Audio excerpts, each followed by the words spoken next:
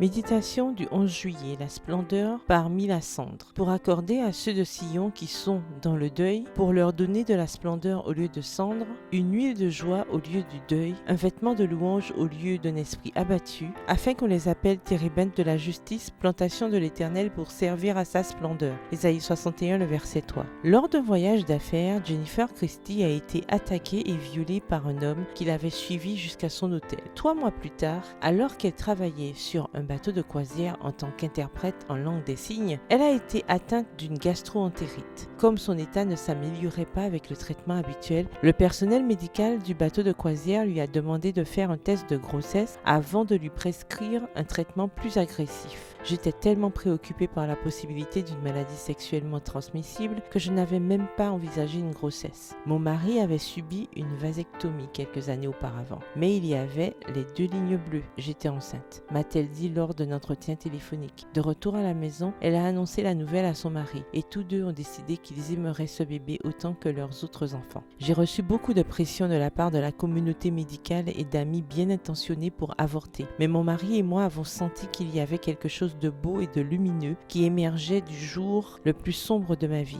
Le père de Jennifer lui a dit que si elle gardait son bébé, il ne lui adresserait plus jamais la parole. De son point de vue, cela signifiait qu'elle n'avait pas été violée, mais qu'elle avait eu une relation extra-conjugale. Malgré toute la pression et le traumatisme physique et émotionnel, Jennifer et son mari ont décidé qu'ils allaient étouffer le bruit des critiques en aimant plus fort. Jennifer affirme que son fils ne lui rappelle pas son viol, mais que l'amour est plus fort que la haine. Il a apporté la guérison à notre famille. Il est un rappel de notre force et de notre ténacité. Il est un nouveau départ. À la fin de l'entretien, Jennifer m'a répété que nous devons aimer plus fort que la peur et plus fort que la haine, surtout lorsque notre vie n'est qu'un tas de ruines brûlées. Aimons plus fort en faisant confiance à Dieu pour nous racheter et faire renaître la splendeur parmi la cendre. Prière, Seigneur, remplis-moi de ton esprit afin que je puisse aimer plus fort que la peur et la douleur. Remplis-moi de foi pour croire que tu feras émerger la lumière des moments les plus sombres de ma vie, que tu reconstruiras mes ruines et que tu me donneras une couronne de beauté en échange de mes cendres. Amen.